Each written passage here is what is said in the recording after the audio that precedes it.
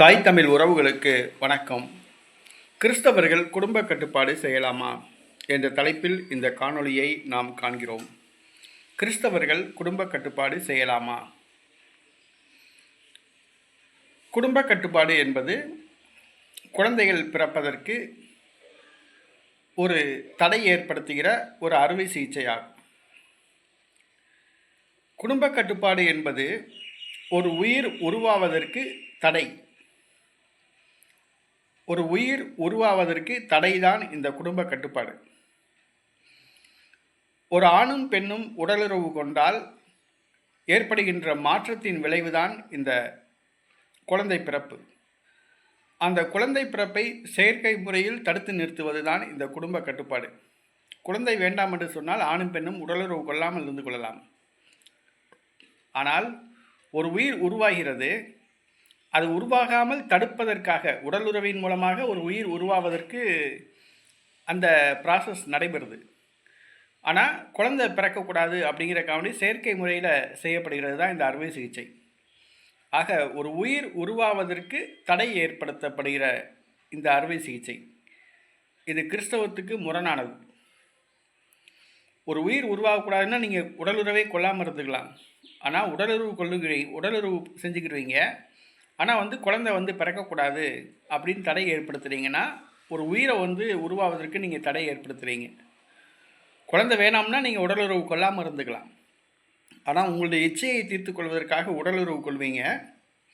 ஆனால் குழந்தை பிறக்கக்கூடாது அப்படின்ட்டு செயற்கை முறையில் நீங்கள் அறுவை சிகிச்சை செய்து இந்த தடை ஏற்படுத்தியிருக்கீங்க. இது கிறிஸ்துவுக்கு முரணானது. ஒரு குழந்தை பிறப்பதற்கு, குழந்தை உருவாவதற்கு, ஒரு உயிர் உருவாவதற்கு ஒரு தடை ஏற்படுத்துவது தான் இந்த குடும்ப கட்டுப்பாடு. அது மட்டுமல்லாமல் இந்த ஆணுரைகள், அப்புறம் அந்த பெண்களுக்கு இந்த காப்பர் டீ இந்த மாதிரிலாம் பயன்படுத்துகிறாங்க. இதுவும் கிறிஸ்தவத்துக்கு முரணானது தான். இதை கத்தோலிக்க திருச்சபையானது திருமணத்திற்கு முன்பாக அந்த பங்கு தந்தையரிடம் வாக்குறுதிகள் அளிப்பார்கள், மணப்பெண் மணமகன். அப்போ அந்த வாக்குறுதி, அந்த பிரமாண அந்த மனுவில் படித்து பார்த்து கையெழுத்து போடுவாங்க. என்னன்னு கேட்டிங்கன்னா, இந்த குடும்ப கட்டுப்பாடு, ஆணுரை, காப்பற்றி இது சம்மந்தப்பட்ட திருச்சபையின் போதனைகளை ஏற்றுக்கொள்கிறீர்களா ஏற்றுக்கொள்கிறோம் அப்படின்னு சொல்லிட்டு கையெழுத்து போடுவாங்க. ஆனால் பின்பற்ற மாட்டாங்க. ஆனால் திருச்சபை சொல்லுது, குடும்ப கட்டுப்பாடு பண்ணக்கூடாது, ஆணுரைகள் பயன்படுத்தக்கூடாது, காண்டம் அது, அப்புறம் காப்பற்றி இதெல்லாம் கிறிஸ்தவத்துக்கு முரணானது. ஆக கிறிஸ்தவர்கள் இந்த குடும்ப கட்டுப்பாடு செய்யலாமா அப்படின்னு பண்ணக்கூடாது தான். ஆனால் இன்றைக்கி இருக்கிற இந்த பொருளாதார சூழ்நிலையில், உலகம் போகிற போக்கில், இன்றைக்கி தவிர்க்க முடியாத காரணங்களில், அறிவியல் மாற்றங்களால் இந்த குடும்பத்தில் குடும்ப கட்டுப்பாடு பண்ண வேண்டிய ஒரு காலகட்டாயம் ஏற்பட்டிருக்கு. அதை எல்லாரும் பின்பற்றுறாங்க. அதை போதகர்களும் பின்பற்றுறாங்க. போதகர்களும் அந்த குடும்ப கட்டுப்பாடு முறையை அவங்க மனைவிக்கு பண்ணுறாங்க. ஊழியக்காரர்களும் அதை பின்பற்றுறாங்க.